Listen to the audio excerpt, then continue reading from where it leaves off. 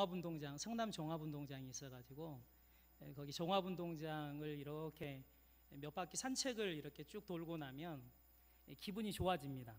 기분이 좋아지면 다시 와서 또 말씀을 묵상하고 교회 행정적인 일들도 처리하고 해나가는데, 며칠 전에 제가 이제 좀 오후에 시간이 좀 따분해가지고 한 5시쯤 됐던 것 같아요. 그래서 이렇게 종합운동장에 나가서 이렇게 운동장 트랙을 이렇게 돌고 있는데, 저 운동장 한쪽 구석대기에서 어린애들이 막 공놀이를 하고 있는 거예요. 그런데 이렇게 가까이 가면 갈수록 눈에 이렇게 들어오는데 어디서 많이 보내드린 거예요. 저희 교회 주일학교 애들 3명 정도가 공놀이를 하고 있더라고요. 저희 교회 집사님 그 애들인데, 이렇게 가까이 가서 이제 공놀이 하는 걸 보니까 같이 좀 놀아줘야 되겠다. 그래가지고 이제 같이 공을 차면서 열심히 좀 이렇게 땀을 내면서 놀아줬어요. 그래서 저도 이제 나이가 있다 보니까, 죄송해요. 나이가, 우리 어르신들 보면 좀 그런데, 제가 50대를 넘어가다 보니까 이제 좀 쉬어야 되겠다 싶어가지고, 야, 너희들끼리 좀 놀고 있어라. 그리고 이렇게 한쪽에 이렇게 서 있는데, 그 중에 이제 5살짜리 애가 하나 있었는데, 걔가 저한테 다가오더니 손을 이렇게 저 손을 잡는 거예요. 그러더니 목사님 저하고 좀 가요 그러는 거예요. 어디? 그랬더니 따라오면 돼요. 그러면서 저를 끌고 그 운동장 이렇게 가로질러 가지고 쭉 걸어가는 거예요. 그래서 한참 걸어가면서 이제 얘한테 이거 이런 저런 것도 물어보고 그러면서 이제 이렇게 갔는데, 보니까 그 반대편 쪽에 놀이터가, 어린이 놀이터가 하나 있는데 그 놀이터로 저를 끌고 가는 거예요. 그래서 놀이터가 거의 다 놀이터에 도달했을 쯤 돼가지고 이 녀석이 저한테 묻는 거예요. 목사님, 혹시 자유가 뭔지 아세요? 5살짜리가 저한테 갑자기 묻는 거예요. 그래서 너무 당황스럽잖아요. 5살짜리가 자유가 뭐예요? 라고 물으니까 너무 당황스러워가지고 뭐라고 대답을 해야 될지를 모르겠는 거예요. 그래서 잠깐 동안 안 되겠다. 그래서 반대로 내가 얘한테 물었어요. 야, 너는 그럼 자유가 뭐라고 생각하니? 라고 제가 물었어요. 5살짜리예요? 뭐라고 대답했을까요? 오늘 지금 6, 7, 8, 9, 10 여 정도 현신 예배잖아요. 그럼 지금 다 애들 키우고 계시잖아요. 보니까 다 그 연령대 애들이 있을 것 같은데, 애들이 뭐라고 대답했을 것 같으세요? 얘가? 네? 5살짜리가요. 네, 목사님, 엄마 아빠가 없는 게 자유예요. 깜짝 놀랐어요. 엄마 아빠가 없는 게 자유예요. 이게 마음껏 놀이터에서 이제 최대한 자유를 누리면서 놀 수 있다, 마음껏 놀 수 있다라는 걸 이야기하는 거겠죠. 문득 그 생각이 들더라고요. 원래 우리 믿는 사람들도, 그리스도인들도 그 생각을 갖고 있지 않을까. 우리 신앙이 진짜 자유가 뭘까라는 질문을 가지고 진짜 행복을 향해서 우리가 달려가고 있는데 그런 생각하고 있지 않을까요? 근데 성경은 우리 그리스도인들의 자유에 대해서 이렇게 이야기를 해요. 그리스도 안에, 그리스도와 함께 라는 말을 사용해서 그 안에서 살아가는 삶 자체가 진짜 자유롭고 진짜 행복하다라고 이야기를 하고 있다, 그 말이에요. 아니에요? 그러면 공감이 가면 아멘이라도 해줘야 되는 거 아니에요? 네. 우리 처음 본 거 아니잖아요.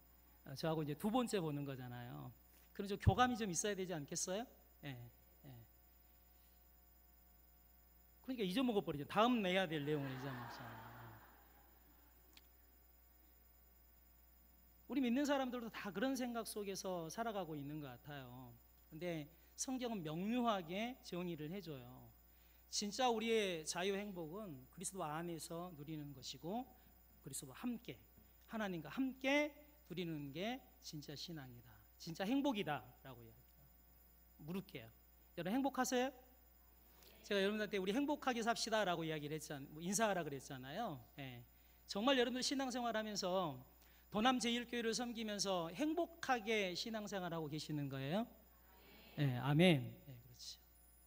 그런데 그렇게 살지 못하는 사람도 있어요. 참 매일매일 하루하루의 삶을 힘겹게 살아가는 사람들이 의외로 많더라고요. 예, 많아요. 세상에서 어려운 처지에 살아가는 사람들이 얼마나 많은지 몰라요. 그래서 죽음을 생각하는 사람들도 있더라고요. 많더라고요. WTA의 조사에 의하면 전 세계적으로 1년에 수백만 명이 죽음에 대한 생각을 하고 살아간다 그래요. 그 중에 하루에 실제로 자기의 목숨을 끊어버리는 사람들이 수십만이라고 이야기를 해요. 많은 사람들이 그렇게 살아가고 있다라는 거죠. 근데 여러분, 왜 그들이 그런 삶 가운데서 그런 결단을 할까? 과연 행복하게 사는 사람들이 있는가 하면 왜 그렇게 불행한 삶을 살아갈 수밖에 없을까? 그 차이가 뭘까? 라는 생각을 해보면 그런 것 같아요. 절망이냐 소망이냐. 그 가운데 앞이 보이지 않고 절망스럽다라는 생각을 하게 되어지면, 전혀 앞이 보이지 않으면 결국 선택하는 건 뭘 선택하게 될까요? 죽음을 선택하게 될 것 같아요.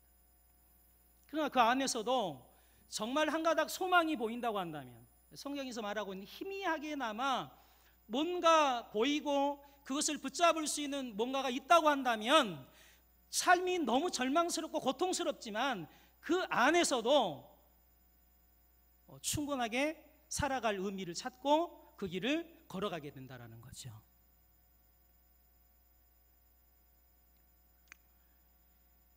실제로 우리는 누구나 다 나름대로 인생의 짐을 지고 있는 것 같습니다.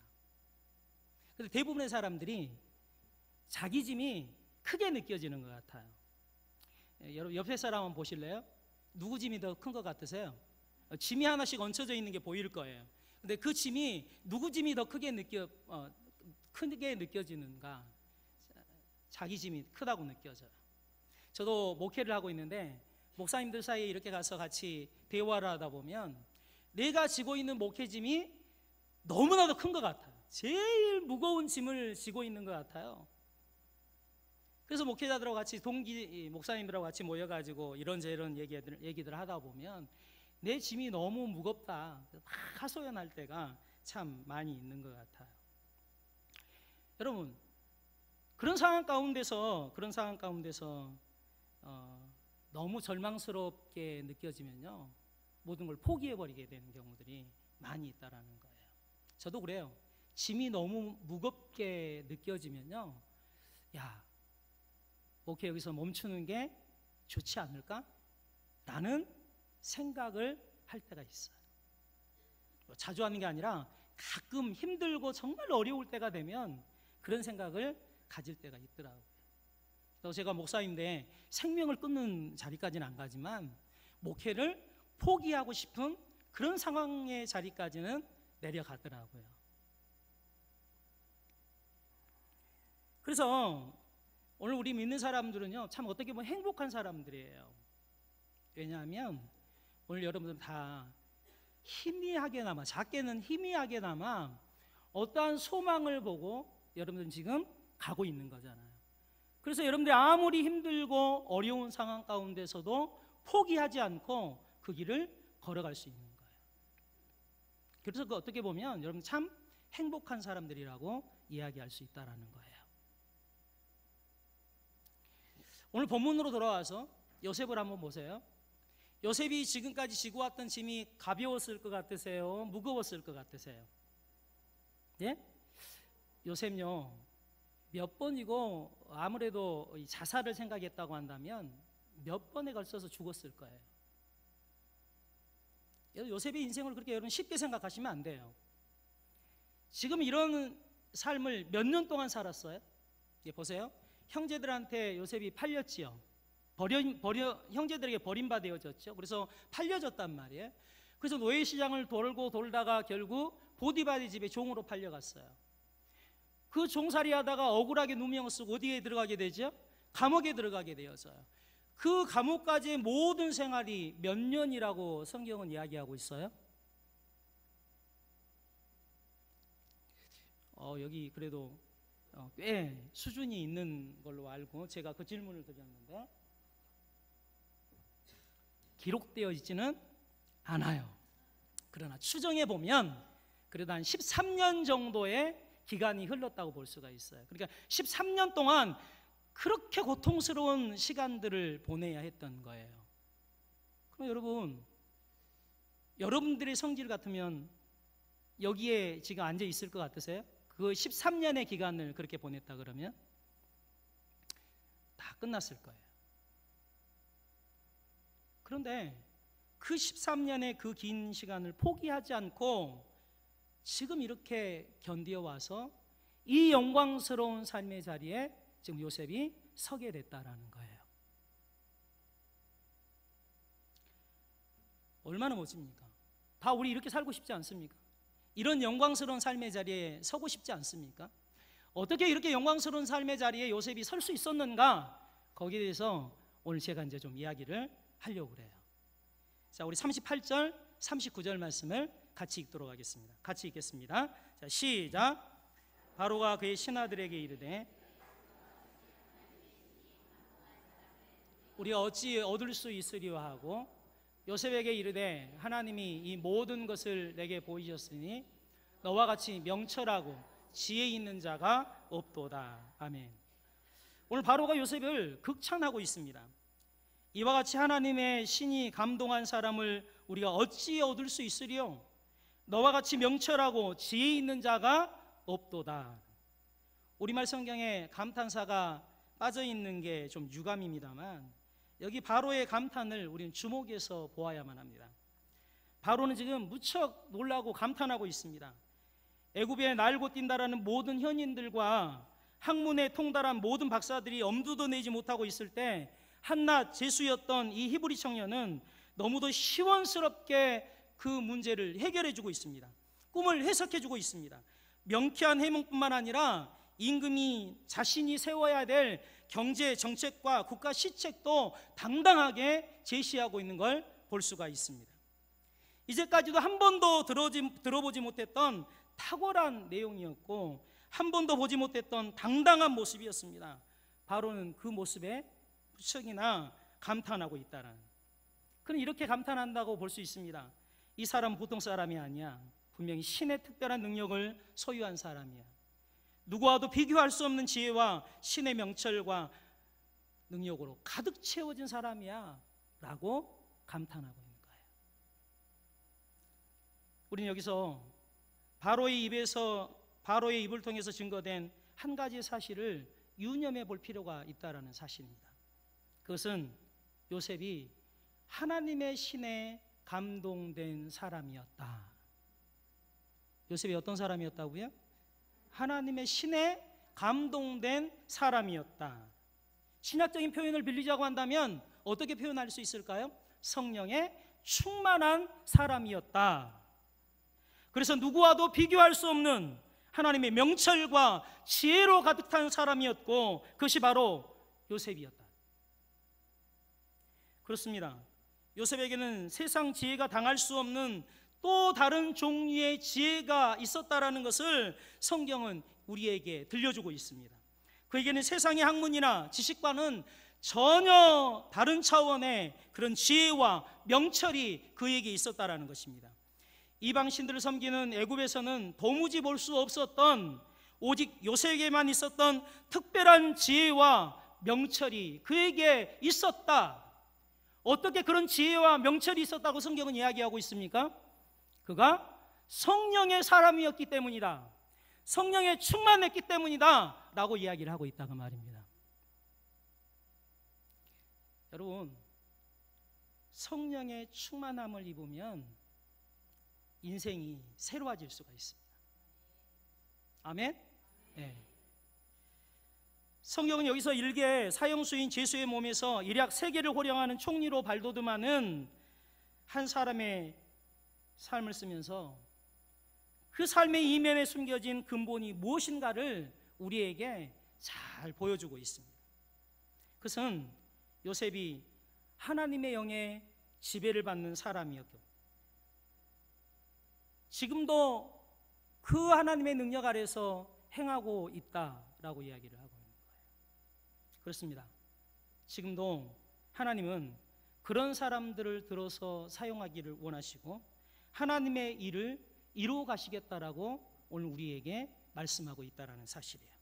성령에 충만한 사람, 하나님의 지혜로 가득한 사람, 바로 그런 사람이 하나님의 역사의 중심에 설 수 있다라는 것을 이야기하고 있다는 거예요. 그러면 여러분, 오늘 우리는 그 자리에 설 수 있을까요, 없을까요? 대답들이 입을 딱 잠그고 대답을 안 하시네. 여러분들은 그러면 이 놀라운 하나님의 사역의 중심에 설 수 있을까요, 없을까요? 자신들이요. 오늘 헌신을 다짐하기 위해서, 여기 보니까 옷을 입는 거 보니까 여기 다 앉아 계신 분들이 오늘 헌신 예배의 주인공들이신 것 같은데, 여러분들에게만 묻겠습니다. 헌신을 다짐하기 위해서 이 자리에 모신 거잖아요. 아니에요? 네. 그럼 이제 대답하셔야 되는 거예요. 여러분은 그만 하실 수 있을 것 같아요, 없을 것 같으세요? 그 자리에 설 수 있을 것 같아요, 없을 것 같으세요? 자신 있게 좀 이야기해요. 아무리 애들한테 애들로 인해 가지고 지치고 힘들었어도 대답은 해야 될 거 아니에요. 할 수 있어요. 요즘 이 시대는 실력을 요구합니다. 스펙을 요구합니다. 많은 세상의 것들을 요구하고 있습니다. 교회에서도 일꾼이 되려 그러면 거기 준하는 뭔가를 해야 된다고 생각을 합니다. 그래서 많은 것들을 만들죠. 그리고 거기에 통과돼 사람에 의해서 교회를 운영하게 만듭니다. 그게 나쁘다고 이야기하지 않습니다. 그러나 그것보다 더 중요한 게 있습니다. 그것이 무엇일까요? 그 사람이 성령의 지배를 받고 있느냐 없느냐가 더 중요하다는 사실입니다. 성령에 붙들림이 되어지지 않는 사람은 아무리 실력이 있고 아무리 뛰어나다 할지라도 그는 하나님의 일의 중심에 설 수가 없다, 그 말입니다. 오직 하나님의 영의 지배를 받는 사람만이, 하나님의 영이 충만한 사람만이 그 하늘의 지혜로, 하늘의 명철로 하나님의 일을 행할 수 있기에 그 어떤 이룰 수 없는 거예요. 이건 부인할 수 없는 사실입니다. 성령의 지배를 받는 사람들이 교회 안에서 준비되어진 모든 것들을 제대로 교육받을 때 놀라운 일들을 이루어갈 수가 있는 거죠. 그러나 그렇지 않고 그것들에 우선되어진다고 한다면 모든 건 다 끝나는 거예요. 여러분, 제자훈련의 아버지라고 이야기할 수 있는 우리나라의 유명한 목사님이 있죠. 누굴까요? 워낙 유명한 정태무 목사님이 계셔가지고 다른 목사님들은 쳐다보지도 않는 거죠. 그래서 저도 아무래도 안 들어올 것 같아요. 키도 적지요, 머리는 빠질 대로 다 빠졌지요. 그런다고 해서 큰 교회 목회하는 것도 아니고 작은 교회 뭐 한 30-40명 모이는 교회 목회하는 목사가 와가지고 노회장이라고 설교한다 그러니까 저기에서 무슨 선한 게 있을까라는 생각을 하고 있을지도 모르겠어요. 유명한 목사님이 계세요. 사랑의 교회 전임 원로 목사님이셨던 오카는 목사님. 한국의 제자훈련으로 인해 가지고 평신도 사역에 바람을 일으켰던 유명한 분이죠. 그분이 자기가 그동안 많은 제자훈련 사역에 대한 마무리쯤 될 때쯤, 인생의 마무리가 될 때쯤 돼서 이분이 자기의 마음을 토로한 적이 있었어요. 그분이 뭐라고 말씀하신지 아세요? 우리 제자훈련은 실패했다라는 고백을 했어요. 왜 그런지 아세요? 그 제자훈련 사역에 지식으로 사람들을 키우는 일들은 했지만 정말 정작 중요한 성령의 충만함의 은총과 축복은 그 안에 일어나지 않았다라는 거예요. 여러분 잘 들으셔야 돼요. 다 좋아요. 그러나 정말 우리가 중요하게 생각해야 될 게 있어요. 그게 뭐냐면 성령의 충만함의 은혜예요. 여러분 사도행전 6장에 보면 초대교회를 이끌어가는 일꾼들을 뽑게 되어지죠. 그 일꾼들을 뽑는 조건이 뭐라고 성경에 제시되어져 있죠? 네? 성령과 지혜가 충만한 사람들, 칭찬받을 만한 사람들이라고 명시되어 있어요. 그 안에 우리가 생각하고 있는 스펙이 그 안에 들어가 있어요, 없어요? 없단 말이에요. 제가 저번에 한번 와가지고 제가 한번 이야기한 적이 있었죠. 제가 교회를 개척하면서 부푼 꿈을 가지고, 비전과 꿈을 가지고 교회를 개척했다고요. 뭐요? 제자 훈련을 시켜가지고 교회를 정말 멋지게 평신도 사역을 한번 해보겠다, 그래가지고 출발을 했다고요. 열심히 제자 훈련을 시켰어요. 근데 변화가 일어나요, 안 일어나요? 여기 제자 훈련 안 하나요? 안 해요? 잘하셨어요. 예. 탁월한 선택이에요. 예. 역시 정태훈 목사님 나와요. 1:1 양육, 새신자가 오면 새신자 교육 5주, 그 다음에 1:1 양육 16주, 그 다음에 제자훈련 24주, 제자훈련까지 했어요. 그런데 제자훈련을 다 마치고 나면 멋지게 하나님 앞에 사역이 이루어져야 될 거 아니에요. 헌신이 이루어져야 될 거 아니에요. 근데 헌신이 일어나요, 안 일어나요? 안 일어나요. 무엇 때문일까요? 원인은 하나였어요.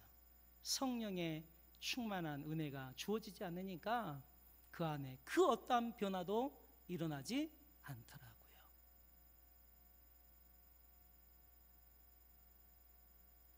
오늘 저는 여러분들이 성령 충만한 사람으로 살아가게 되기를 주님의 이름으로 축복합니다. 오늘 헌신을 담임하기 위해서 이 자리에 온 우리 여전도의 여러분, 성령 충만하십시오. 아이들 때문에 지치죠, 힘들지요. 그래서 교회 봉사하기 너무 힘들지요. 알아요, 저도요. 우리 교회 애들 키우는 집사님들을 봉사해서 다 제해 줬거든요. 근데 여기는 그러지 마세요. 그러니까 버릇이 나빠지더라고요. 맨날 받으려고만 그러더라고요. 그래서 제가 작년부터서는 조금씩 안으로 들어오게끔 만들었어요. 설거지도 해라.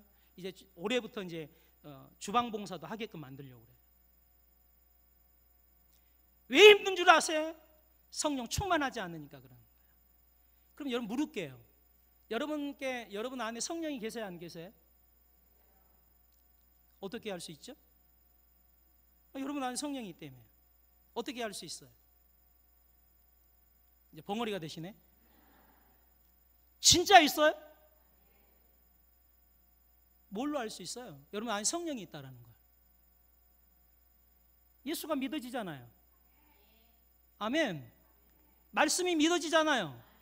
이게 증거예요. 내 안에 성령이 있어야지만 나타날 수 있는 증거예요. 그럼 여러분들 예수 믿기 때문에 이 자리에 온 거잖아요. 말씀이 믿어지기 때문에 오늘도 부족하지만 이 종의 말씀을 듣고 있는 거잖아요. 여러분 안에 성령이 있다라는 거예요. 근데 이 성령이 늘 충만한가요? 그렇지 않아요. 그럼 이 성령을 충만하기 위해서는 어떻게 해야 될까요? 성경이 그 답을 제시하고 있어요. 말씀과 기도예요. 말씀과 기도 외에는 그 어떤 거 할 수 없다, 그 말이에요. 그럼 우리가 성령 충만한 삶을 이루어가려고 한다면 어떻게 해야 될까요? 매일 하나님의 말씀을 먹어야 되고 매일 하나님 앞에 무릎 꿇고 기도해야 되는 거지요. 애 키우느라고 기도하기 힘들잖아요. 애 키우느라고 성경 보기도 힘들잖아요. 바빠요. 직장생활 하랴 애 키우랴 너무 바쁘죠. 알아요. 모르는 게 아니에요. 그럼에도 불구하고 오늘 우리가 이거 해야 되는 거예요. 말씀과 기도 생활 해야 되는 거예요. 새벽기도 나올 수 있으면 새벽기도 나오세요. 아멘 안 하네? 아니 헌신하겠다고 나왔으면 아멘이라도 크게 해야 될 거 아니에요. 아멘 크게 하면 하나님이 여러분들 영을 충만케 해주어가지고 새벽기도 나오는 역사를 만들어준다니까요. 다시 새벽기도 나오시기를 주의 이름으로 축원합니다. 수요예배 나오기를 주의 이름으로 축원합니다. 금요예배 나오기를 주의 이름으로 축원합니다. 나오세요, 나오세요. 그리고 말씀 들으세요. 기도하세요. 그러면 영으로 충만해지는 거예요. 그럴 때 하나님의 일들을 우리가 헌신할 수 있게 되어지는 거예요. 불가능하지 않아요. 가능해요.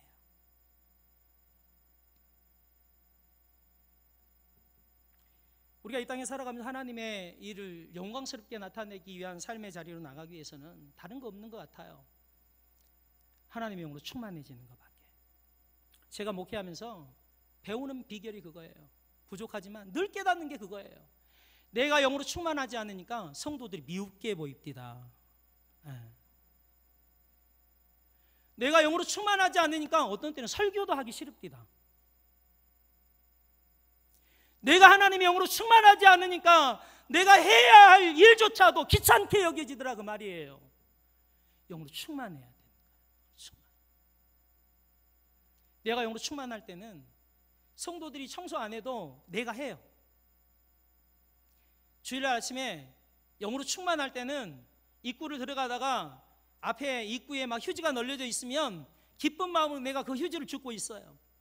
그런데 영으로 충만하지 않으면 에이 뭐야 이게 도대체 안수 집사들 어디 갔어? 권사들 어디 갔어? 그런 생각이 들더라고요. 영으로 충만해야 돼요. 하나님의 영으로 충만하면 모든 일들이 이루어질 수 있어요. 오늘 바로 이 입을 통해서 요셉에 대한 이야기를 이렇게 하고 있는 거예요. 그는 하나님의 영으로 충만한 자였다. 감탄하고 있는 거예요. 오늘 우리 모두가 그 은혜를 풍성하게 누리게 되기를 주님의 이름으로 축복합니다. 네, 우리 옆 사람 보고 다시 한번 인사하죠. 우리 성령 충만한 삶을 삽시다. 서로 인사 한번 하죠.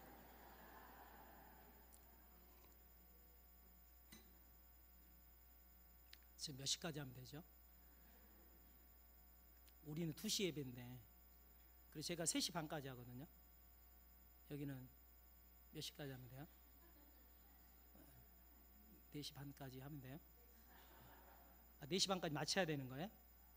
제가 그러면 그 전에 마쳐야 되는 거죠? 네. 하는 데까지 하다가요, 네, 끝날게요. 오늘 제가 이게 오전 우리 교회에 설교했던 내용 가지고 와서 하는 거예요. 네. 제가 일부러 오늘 오전 예배를 우리가 설교를 제가 하고 뭐 제가 전에 했던 설교들 가지고 와서 여러분들한테 하려고 원래는 본문을 정 목사님한테 보냈는데 양심상 그렇게는 안 되겠더라고요. 그래서 제가 잘 준비한 일주일 동안 잘 준비한 내용을 가지고 제가 여러분들한테 증거해 드리는 게 나을 것 같아서 또 마침 헌신 예배 설교하고 내용이 잘 맞아서 오늘 오전 예배 때 제가 우리 교회에서 한번 설교를 하고 그 내용을 가지고 나와서 지금 여러분들한테 오늘 설교를 하는 거예요. 여러분 축복받은 거예요. 네. 제가 어디 뭐 전에 했던 거 갖고 와가지고 그냥 대충 하는 게 아니라 오늘 오전 예배 제가 힘을 기울여 가지고 제가 설교 힘을 다해 설교를 하고 오늘 여기 와서 제가 힘을 다해 설교를 하는 거예요. 제가 네. 은혜 받는. 다시 우리 38절 39절 말씀 같이 한번 보도록 하겠습니다. 같이 읽겠습니다. 자, 시작.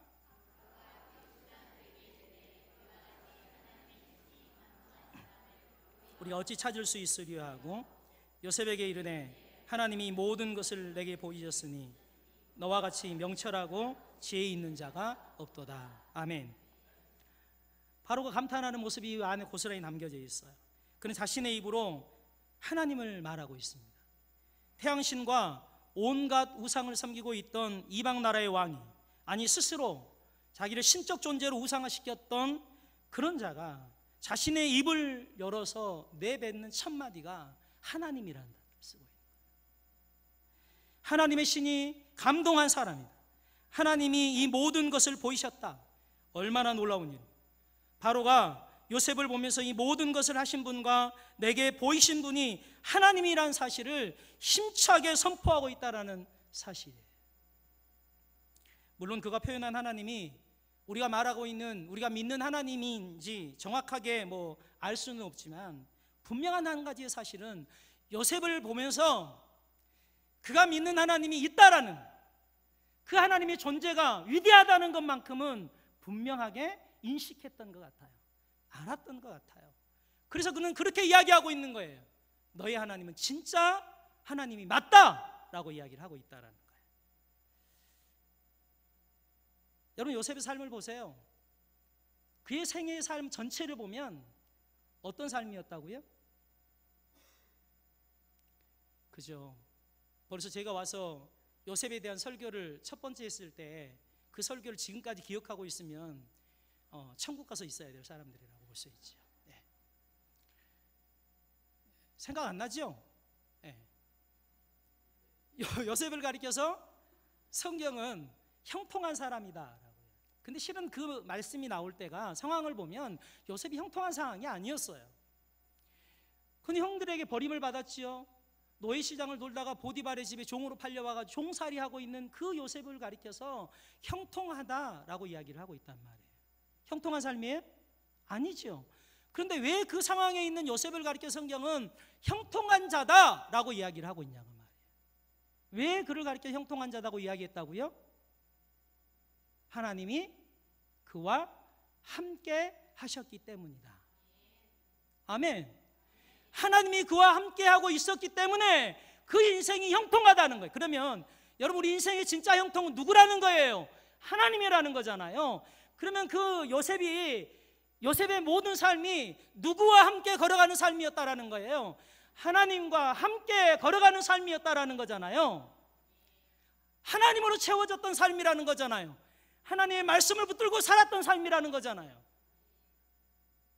그 하나님과 함께 살았던 삶을 보고 사람들은 저 사람 믿는 하나님이 진짜 하나님이구나 라는 걸 알게 된단 말이에요. 오늘 요셉이 바로 앞에서 꿈을 해석해내는 그 모습을 보고 바로가 이야기하는 거예요. 너가 믿는 하나님 진짜 하나님 맞다 라고 이야기하고 있다고요. 여기서 오늘 우리에게 주는 소중한 교훈이 하나 있어요. 뭐냐면 우리의 삶을 통해서 하나님을 증거하는 삶을 살자고 말이에요. 아멘. 우리의 삶을 통해서 하나님을 증거하자. 교회 와서는 집사 같고 장로 같고 권사 같은데 교회 문만 열고 나가면 잡사 같으면 어떻게 되냔 말이에요.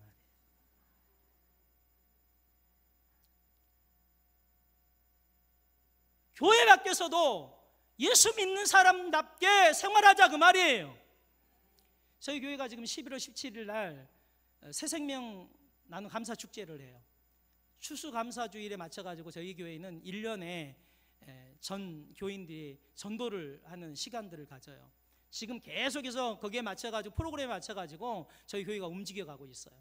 오늘 낮에 이 설교를 하면서 우리 교인들한테 그 이야기 했어요. 여러분, 전도가 뭐예요? 여러분, 전도가 뭐예요?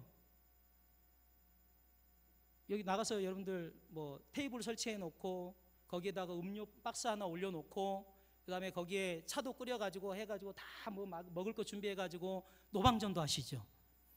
예, 그 열심히 하잖아요. 그 열심히 하세요. 그것도 중요한 전도예요.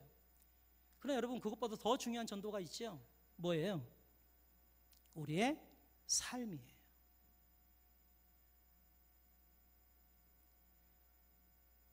우리의 삶을 잔잔하게 살아낸다고 한다면, 말씀의 사람답게 우리의 삶 속에 잔잔한 하나님의 삶을 살아낸다고 한다면 주위에 있는 사람들이 저 사람 믿는 하나님 진짜인가 보다, 한번 가보고 싶다. 어느 교회로? 우리 교회에서는 아침에 그랬어요. 우신교회로. 근데 오늘 여기 도남제일교회 왔으니까 어느 교회로? 도남제일교회로 왔으면 좋겠다. 다 오게 돼 있어요. 우리 교회 권사님 한 분이 그랬대요. 목사님, 제가 우리 교회 우리 이사를 와가지고 우리 교회에 온다 그랬는데 제가 우리 교회에 못 오게 했어요. 옆에 교회, 우리 교회 옆에 성광교회라고 있거든. 성광교회로 가라 그랬어요. 제가 화가 나잖아요. 그래서 제가 권사님 잠깐 오라고. 권사님이 돼가지고 지금 그러면 되냐고 내가 막 뭐라 그랬어요. 그랬더니 아니 목사님 계실 때 제가 그런 게 아니라 그 전에 목사님 계실 때 그랬다라는 거예요. 지금은 어떠냐고. 지금은 당연히 우리 교회로 오라 그런다고. 근데 그분이요 많이 변화됐어요. 삶이 얼마나 많이 변화됐는지 몰라요. 그러니까 주위에 있는 사람들이 전도를 하는데 얼마나 많이 전도를 하는지 몰라요. 그분이요. 데리고 오세요. 몇 주 전에도 한 분 데리고 오셔가지고 오후 예배 지금 계속해서 참여하고 계세요. 삶이 너무 중요하더라고요. 오늘 요셉 보세요. 삶이 하나님에 의한 삶이었다고요. 그를 보고 사람들이 그가 믿는 하나님 진짜구나 라는 걸 보게 됐다고요. 오늘 우리 삶이 그래야 돼요. 우리 여전도회 여러분 잘 사세요. 여러분, 결혼하기 전에 애들 낳기 전에 마음 가졌잖아요. 내가 우리 애들은 길거리 데리고 다니면서 절대 애들한테 소리 지르지 않으리라. 근데 애들 데리고 가면서 소리 안 질러요?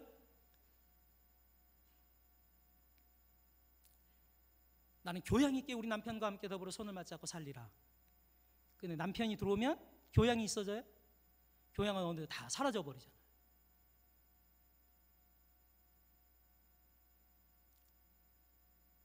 우리가 제대로 예수 믿어야 돼요. 요셉의 삶은 하나님을 증거하는 삶이에요. 그는 바로 앞에서 하나님을 분명하게 증거했어요. 그는 바로 앞에서 내가 아니라 하나님이 하신 거다. 요셉은 바로에게 하나님이 그 하실 일을 내게 보이셨다. 오직 하나님만을 나타낸. 그는 감옥에서 두 장관 앞에서도 당당하게 이야기했어요. 보디발의 집에 한 여인의 유혹 앞에서도 그는 당당하게 외쳤어요. 나는 하나님 믿는 사람이다. 그래요. 우리 그렇게 살아야 되는 거예요.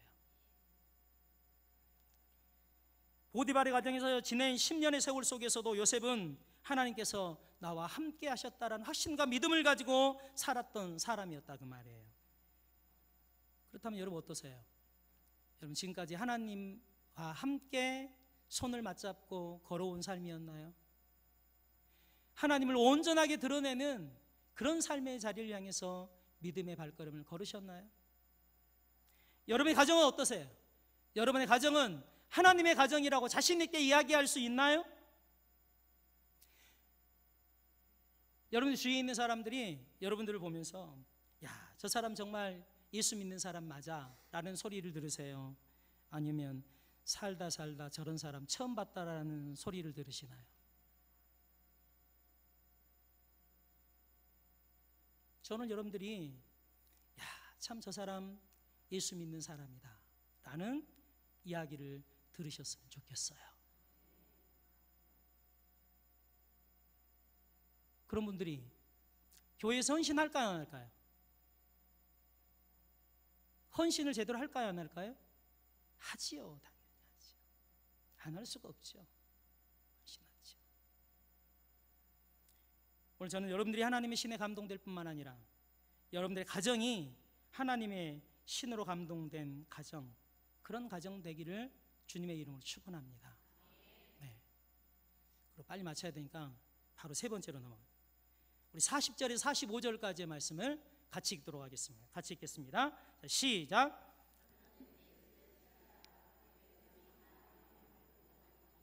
나는 너보다 높음이 보좌뿐이니라. 바로가 또 요셉에게 이르되 내가 너로 애굽 온 땅을 총리하게 하노라 하고 자기의 인장 반지를 빼어 요셉의 손에 끼우고 그에게 세마포 옷을 입히고 목에 걸고 자기에게 있는 버금 수레에 그를 태우매 무리가 그 앞에서 소리 지르기를 엎드리라 하더라. 바로가 그로 애굽 전국을 총리하게 하였더라. 바로가 요셉에게 이르되 나는 바로라. 애굽 온 땅에서 너 허락 없이는 수족을 눌릴 자가 없으리라 하고 그가 요셉의 이름을 사브나바네아라 하고 또 온 제사장 보디베라의 딸 아스낫을 그에게 주어 아내를 삼게 하니라. 요셉이 나가 애굽 온 땅을 순찰하니라. 아멘. 저는 이 장면을 보면서 너무 기분이 좋아집니다. 너무 감동이 많이 됩니다. 마음이 흥분이 됩니다. 여러분 그렇지 않으세요? 여러분 이런 극적인 드라마 어디서 보셨나요? 다 드라마 좋아하시죠? 안 보세요? 네. 여러분 이런 드라마 어디서 보셨나요? 다들 드라마 보면서 막 극적인 장면이 나오면 막 눈물 흘리고 막 그러잖아요. 네. 저도 요즘에 드라마를 보면서 눈물이 나더라고요. 우리 집사람은 절대 안 울어요. 근데 저는 울고 있어요. 어제 저녁에도 어떤 주말 드라마 한 편을 보면서 죽어가는 그 모습을 보면 그 제목을 내가 잃어먹어 버렸는데, 예? 예. 하나뿐인 뭐, 예. 보시는군요. 그거 보면서 제가 어제 좀 일찍 들어가게 됐어요, 집에를. 그래서 이제 일찍 들어가가지고 그걸 TV를 틀었는데 그걸 하고 있더라고요. 근데 이렇게 보고 있는데 나도 모르게 그 상황에 빠져들어가지고 막 눈물을 흘리고 있는 거예요. 그랬더니 우리 옆에 있던 딸이 저를 천천히 보면서 아빠 울어? 그러고 있는 거예요. 아빠 울어? 그 속에 빠져들어요. 감동이 돼요. 눈물이 나요.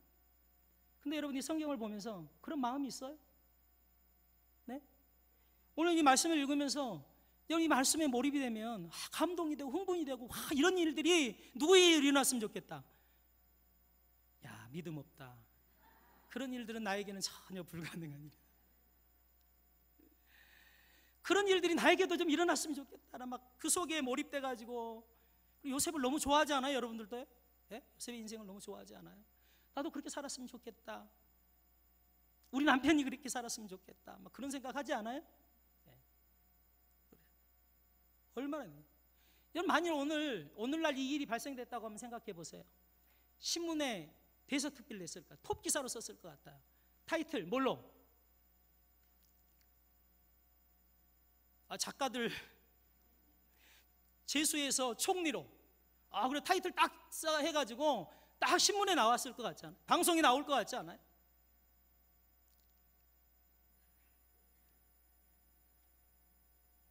재수였던 사람이 총리로 하루아침에 서게 되어지는 이 놀라운 일이 일어나고 있다.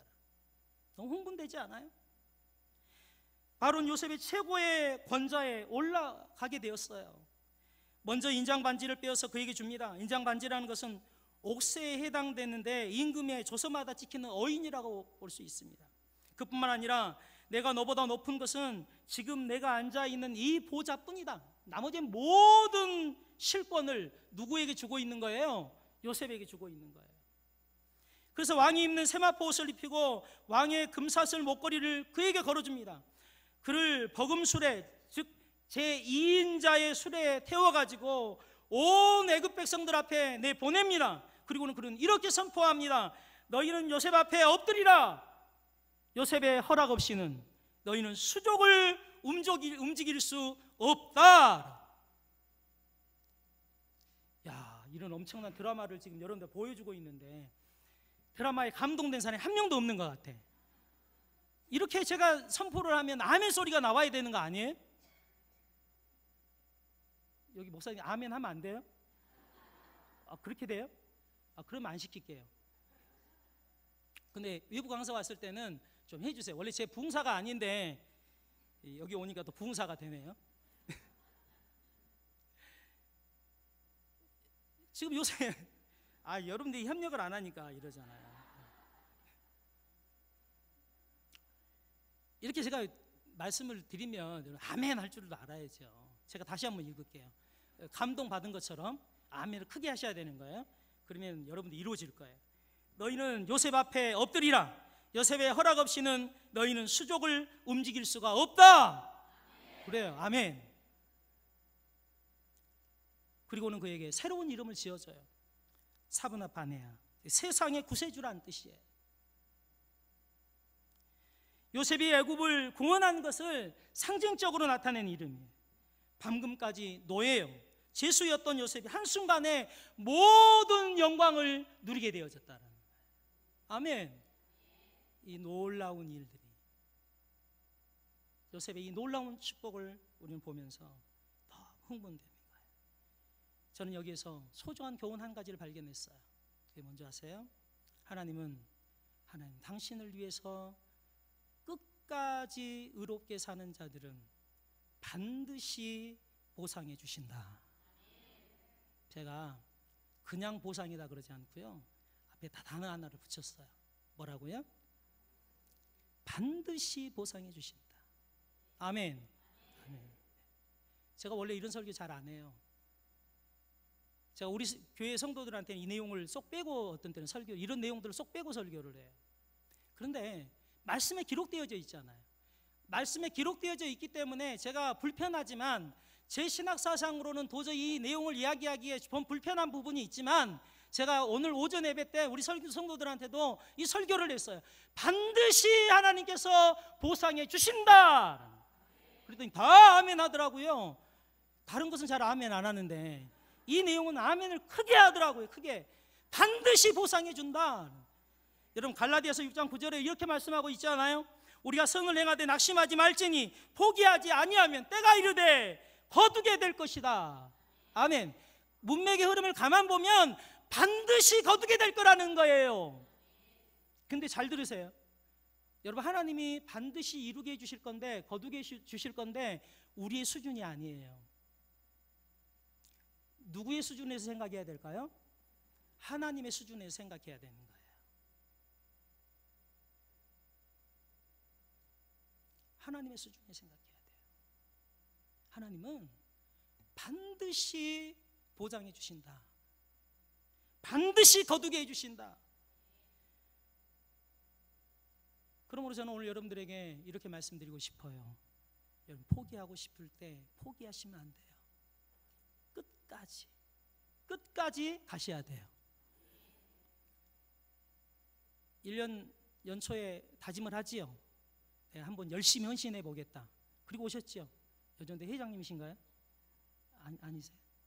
회장님이세요? 아니에요? 예? 크게 제가 회장 맞으세요? 예. 연초에 회장님으로서 열심히 한번 봉사해 보겠다. 근데 어떻게 만족스럽게 가고 계시나요? 아닌 것 같아요. 그래서 우리가 다시 헌신을 다짐하는 시간을 갖는 거죠. 다시 한번 다잡기 위해서 서는 거 아니에요. 그죠? 그러면 오늘 시간 우리가 무엇보다도 지금 달려오면서 우리가 느끼잖아요. 내 힘으로 안 되는구나. 이게 도저히 완주하기가 쉽지 않구나 라는 생각을 가질 때가 너무 많잖아요. 그럴 때마다 오늘도 우리가 이 자리에 와서 나와가지고 하나님 앞에 서야 되는 거 아니야 그 말이에요. 하나님, 내가 이렇게 가려고 하는데 힘들어요. 좀 갈 수 있도록, 거칠지만 내 믿음의 발걸음을 좀 내딛고 걸어갈 수 있도록, 아니 뭐 1km는 달려가지 못한다 할지라도 단 몇 미터라도 걸어갈 수 있도록 나에게 좀 헌신할 수 있는 힘을 주십시오 라고 하나님 앞에 기도하는 거죠. 그럴 때 하나님께서 우리에게 힘을 주실 거예요. 그 길을 걸어갈 수 있는 힘과 능력을 부어주실 거예요. 그래 걸어가게끔 만들어 주신다는 거죠. 포기하면 안 돼요 여러분요. 저는 여러분 절대 포기하지 않으셨으면 좋겠어요. 오늘 이 자리에 나온 분들은 정말 축복받은 분들이에요. 부족한 종을 통해 입술을 통해서 오늘 이 말을 듣게 한 거예요. 이 중에 포기하고 싶은 사람도 있을 거예요. 내가 굳이 이 자리에 있어야 되나? 아니에요. 해야 되는 거예요.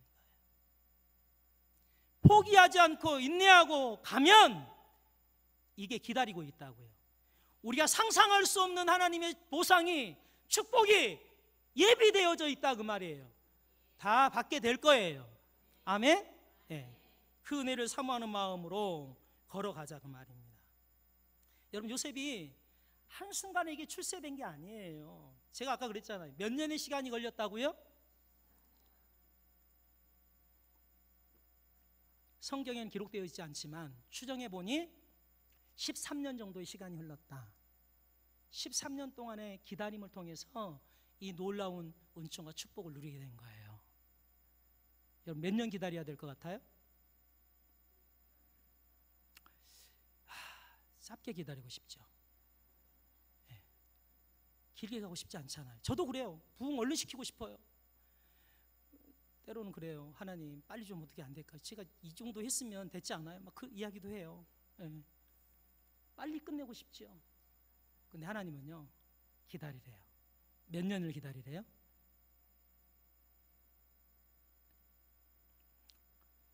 믿음대로 될지어다. 네. 오늘 요셉이 13년이란 시간이 지나서 이 영광스러운 자리에 설 수 있었어요. 그 기간을 끝까지 포기하지 않고 그 길을 걸었어요.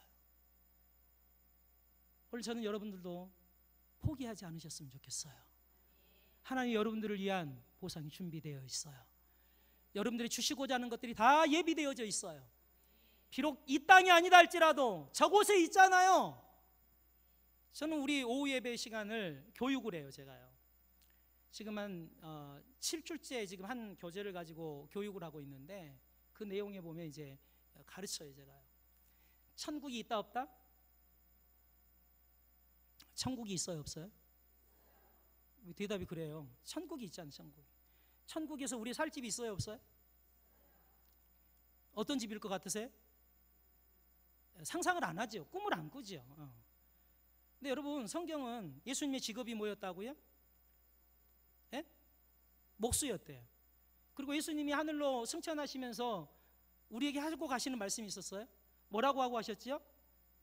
내가 가서 너희의 처소를 예비하겠다. 여러분, 성경이 그냥 쓰여진 게 아니에요. 예수님의 직업이 목수였다. 그리고 예수님은 하늘로 올라가셔서 뭐 하고 계신다? 지금 여러분, 제가 대단한 신학적인 이야기를 지금 여러분들한테 하고 있는 거예요. 예.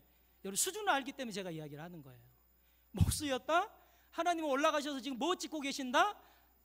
집을 짓고 계신다. 누구 살 집 짓고 계신다라는 거예요. 예, 저 살 집 짓고 있다 그 말이에요. 저는 그래서 종종 꿈을 꿔요. 하나님, 나의 살 집은 이랬으면 좋겠다. 그런데 오늘 이 말씀을 읽으면서 제가 포기했어요. 하나님은 나의 수준을 뛰어넘는 것을 준비해 놓고 계실 거다. 아멘. 그러니까 너무 더 기분이 좋아지는 거예요.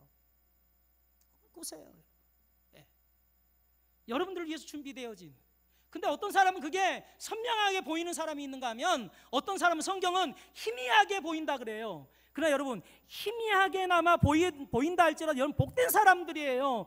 희미하게나마 보이니까 포기하지 않는 거잖아요. 희미하게나마 볼 수 있기 때문에 끝까지 포기하지 않고 갈 수 있는 거예요. 지금 힘들잖아요. 그래도 희미하게 보이니까 지금 이 힘든 상황을 버리지 않고 일어나서 다시 걸어가는 거예요. 저도 포기하고 싶을 때가 있어요. 저도 포기하고 싶을 때가 있어요. 하나님, 이것 좀 내려놓으면 안 될까요? 그럴 때가 있어요. 그럴 때마다 저게 보인, 저기를 소망하고 있다 보니까 여기를 못 버리겠는 거예요. 힘들지만, 어렵지만 그 자리를 지킬 수밖에 뿐이 없는 거예요. 여러분, 그래요. 여러분, 다 힘든 거 알아요. 그러나 여러분, 우리에게 그곳이 있잖아요. 그곳이 보이잖아요. 제가 아까 서론에 그랬잖아요. 여러분, 소망을 갖고 살아가는 사람들은 절대 포기하지 않는다고요. 내려놓지 않는다고요. 다시 일어나서 믿음의 걸음을 내딛게 된다고요. 아멘? 네, 그 은혜를 좀 여러분들이 풍성하게 누리셨으면 좋겠어요. 네, 누리셨으면 좋겠어요. 요셉을 보세요. 13년 동안 꾸준하게 살아온 삶의 결과예요. 제 유혹과 싸운 선한 싸움의 결과였어요. 고난 속에 좌절하지 않는 의지의 결과였어요. 기나긴 세월 속에 포기하지 않는 인내의 결과였단 말이에요. 무엇보다도 욕심 없이 오직 하나님만 바라보면서 달려왔던 그 결과의 열매를 지금 거두고 있는 거다 그 말이에요. 오늘 우리도 끝까지 포기하지 않고 그 길을 걸으셨으면 좋겠어요. 이 모든 것이 성실하게 그 길을 걸어왔던 요셉의 삶의 열매였다고 한다면, 우리도 그 길을 걸어간다고 한다면, 포기하지 않고 그 길을 향해 나아간다고 한다면, 오늘 하나님께서 분명 좋은 것들로 우리 안에 채워주실 거예요. 여러분, 선을 행하되 낙심하지 마십시오. 의롭게 살고 하나님을 위해 열심히 살아갈 때 찾아오는 낙심의 늪이 깊다 할지라도 여러분, 포기하지 말고 일어서서 다시 우리의 믿음의 발걸음을 내딛고 나갑시다. 시편 기자는 오늘 시편 126편 5절 6절 말씀에 우리에게 이렇게 격려를 하고 있습니다. 눈물을 흘리며 씨를 뿌리는 자는 기쁨으로 거두리로다.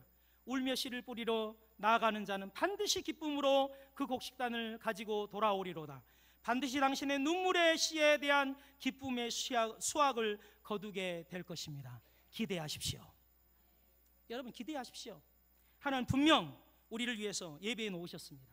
거두게 하실 것입니다. 그 은혜를 오늘 누리게 되기를 주님의 이름으로 축원합니다. 다시 한번 헌신의 길에 들어서십시오. 헌신의 자리에 믿음의 발걸음을 내딛으십시오. 그러면 그 헌신의 끝자락에서 하나님의 놀라운 축복의 역사가 일어나게 될 줄로 믿습니다. 절망스럽고 힘든 상황에 있다 할지라도 포기하지 말자 그 말이에요. 가자 그 말이에요. 그러면 하나님의 역사는 일어나게 돼 있어요. 제가 아픈 간증을 하나 하고 제가 마치려고 그래요. 저희 교회 개척을 해가지고 처음 교회 성도들 5명이 어떤 사람들이 왔다고 제가 이야기했죠? 다 잊어먹었죠? 네. 조울증 환자들 5명이 왔다 그랬잖아요. 그 중에 실명은 공개 안 할게요. 정모모 집사님이 계셨어요. 딸 하나 데리고 저희 교회를 찾아오셨어요. 그리고 저희 교회에서 1:1 새신자 교육도 받고 1:1 양육도 받고 그러면서 신앙을 하나하나 밟아 나가고 계셨어요. 그러다가 이제 저희 한성노예 안에 교회가 저희 교회가 옮겨야 되는 상황 가운데 돼가지고 교회가 정말 좀 힘들었어요. 경제적으로 도저히 다른 어떤 교회를 얻을 수 없는 상황 가운데 있었어요. 그런 가운데 함께 기도를 하고 막 열심히 하나님의 방법을 찾고 하나님이 원하시는 길을 향해서 끊임없이 가기 위해서 노력을 했어요. 근데 안 보이더라고요, 길이 잘. 그러던 차에 한 교회 목사님을 통해 가지고, 여러분 잘 아는 목사님이세요. 우리 한성노예 안에 있는 목사님을 통해 가지고 두 교회가 연합했으면 좋겠다 그래가지고 교회 연합이라는 일을 했어요. 작은 교회 두 교회가 연합을 하게 된 거예요. 그래봤자 연합해봤자 교인 수 70명, 70명밖에 안 되는 작은 교회였어요. 이제 이쪽 교회에서 처음 출발하면서 이분이 조울증 환자라 놓으니까 얼마나 힘들게 생활을 해 나간지 몰라요. 저를 한번 붙들면 기본이 3시간이에요. 했던 얘기를 3시간 동안 계속 반복해요. 그리고 일주일 뒤에 다시 3시간 동안 그 처음부터 살아왔던 이야기, 생애의 삶을 다 이야기를 해요. 그리고 어느 날 목사님이 관심이 좀 없는 것 같다 그러면 삐져가지고요 교회를 안 나와요. 그리고 전화를 해요. 목사님 나 죽어요. 그리고 가보면 그 조울증 환자들이 먹는 약 중에 수면제만 빼가지고 모아가지고 한 100알 정도 되면요 그걸 한 번에 다 삼켜버리는 거예요. 그리고 저한테 전화를 해요. 전화하지 말고 죽던지. 전화를 해요. 전화를. 그래가지고는 죽으라고 땀이 뻘뻘 흘리면서 막 급하게 쫓아가가지고 문을 확 열고 들어가면요 거품을 흘리고 퍼져 있어요. 그러면 데리고 가가지고 병원 데리고 응급실에 데려가가지고 세척해내. 그리고 살려놓고. 오늘 죽어요. 그리고 학교에서 제가 신대원 THM 과정을 공부를 하고 있는데 전화 한 통이 수업 시간에 걸려왔어요. 이거 받아야 되나 말아야 되나 고민하다가 이게 교수님 양심상 받으면 안 되는데 어쩔 수 없잖아요. 목회하는 목사가. 조용 여보세요 그랬더니 목사님 저 죽어요. 그 발로 문 열고 뛰쳐나가가지고 차를 타고는 다시 집에 가가지고는 데려다가 세척을 해놔가지고 어떻게 할까 고민하다가 그래 이왕 죽을 거 기도원에 가서 죽으라 그러고 기도원에 가다 처박아 넣어놨어요. 일주일 뒤에 전화가 왔어요. 목사님 살았어요. 그래서 올라갔어요. 살았더라고요. 그래서 다시 데리고 나왔어요. 그 삶이 이쪽 와서도 계속 이어지는 거예요. 제 마음속에 그런 생각이 들더라고요. 이 인간 사라져버렸으면 좋겠다. 야, 목회 편하게 할 수 있겠다. 이 인간만 없으면 내가 정말 멋있게 하나님의 사역 감당할 수 있겠다. 지사사역 제대로 하고 멋지게 하나님의 일 한번 해볼 수 있겠다 생각을 했어요. 어느 날 그 일이 꿈이 이루어진 거예요. 저를 이분이 찾아와가지고 목사님 저 떠나고 싶어요. 눈물을 흘리면서. 제가 처음에 안 돼. 가면 어디 갈 거야? 여기서 나하고 같이 가자. 같이 가자. 그때 안 된대. 간대. 죽어도 저는 간대. 그래서 그러면 나하고 한 가지 약속만 하자. 어디를 가든지 가서 열심히 신앙생활하고 만약에 정말 힘들어서 안 될 것 같으면 다시 와라. 얼마든지 받아주겠다. 그러면 속으로는요 안 왔으면 좋겠더라고요. 그래 가라. 그러면 나 좀 편하게 목회할 수 있겠다라는 생각이 들더라고요. 잘 될 줄 알았어요. 갔어요. 축복해주고 기도 다 해주고 그리고 보내줬어요. 가끔 저한테 연락이 와요. 힘들 때면 목사님 저 병원에 입원했어요. 또 찾아가. 자기 담임 목사한테 전화하면 끝나는 거지. 떠난 목사한테 왜 전화를 하는지 모르겠어요. 사모가 가서 또 기도해주고 하고. 하루는 정신병원에 전화가 왔어요. 정신병원에 입원했다고. 근데 그때는 정말 제가 노예일 때문에 바빠가지고 그때 못 갔을 거예요. 가야 되는데 못 갔어요. 안 갔더니 그 다음 삐졌나 봐요. 우리 교인도 아닌데 삐져가지고 길가에서 저를 보면 피해 다니더라고요. 그러더니 어느 날 헤어진 남편으로부터 전화 한 통화가 걸려왔어요. 목사님, 큰일 났어요. 정 집사가 죽었어요. 저보다 나이가 어려요. 어디야? 예, 여기 차병원 응급실이에요. 갔더니 죽었어요. 남편한테 이야기해가지고 장례 그 담임 목사 연락해가지고 장례 절차 다 밟게끔 해주고, 그리고는 집에 돌아오는데 발걸음이 천근만근이에요. 왜 그럴까요? 내가 끝까지 포기하지 않았다고 한다면, 내가 끝까지 그래도 잡고 있었다고 한다면, 가려고 할 때 끝까지 내가 잡고 내가 여기에 주저앉혔었다고 한다면 괜찮지 않았을까? 라는 생각이 들면서 죄책감이 너무 드는 거예요. 끝까지 포기하지 않고 그 인간과 함께 손을 맞잡고 갔다고 한다면 이 사단은 일어나지 않았을까? 어떻게 죽은지 아세요? 낮에 술 한잔 먹고 자기 집 옥상에서 뛰어내려 버린 거예요. 집에 딸이 하나 있어요. 딸. 고등학교 학생 딸이 하나 있는데 지금 중앙대학교 다니고 있는데, 딸을 남겨두고 그렇게 가버렸어요. 제가 하나님 앞에서 무슨 말을 드려야 할까? 내가 하나님 앞에 어떻게 설 수 있을까? 여러분, 포기하시면 안 돼요. 끝까지 가세요. 끝까지. 예? 제가 그 다음부터 우리 스승님이 저한테 해주신 말 한마디가 늘 마음속에 담아있어요. 목회가 뭐냐? 그분이 늘 저에게 하는 말씀이 있어요. 한 목사, 목회는 성도들을 끝까지 잘 데리고 인도해가지고 요단강 앞에서 하나님께 손을 딱 잡고 가던 손을 하나님의 손에 넘겨주는 것, 그게 목회야 라고 이야기했거든요. 그게 그렇게 실감나지 않았어요. 그런데 그 일 당하고 나니까 이게 목회구나, 내가 놓아서는 안 되겠구나, 끝까지 잡고 가야 되겠구나 하는 생각이 들더라고요. 우리 정태 목사님도 그럴 거예요. 끝까지 여러분들 손 잡고 요단강 앞에까지 갈 거예요. 그리고는 여러분들의 손을 누구의 손에 맡긴다고요? 하나님의 손에 딱 넘겨드리고 자기 임무를 다 거는 거예요. 포기해버리면 안 돼. 오늘 헌신을 다짐하기 위해서 이 자리에 모인 여러분, 포기하지 맙시다. 끝까지 갑시다. 끝까지. 오늘 요셉이 끝까지 그 자리를 향해서 가서 결국 이 아름다운 삶의 자리에 섰던 것처럼, 하나님이 준비해 놓으신 놀라운 삶의 자리에 이르렀던 것처럼 오늘 하나님 여러분 통해 그 자리에 서게 해주실 거라는 걸 저는 믿습니다. 그 자리에 함께 갑시다. 섭시다. 그 은혜를 함께 누리게 되기를 주님의 이름으로 축복합니다.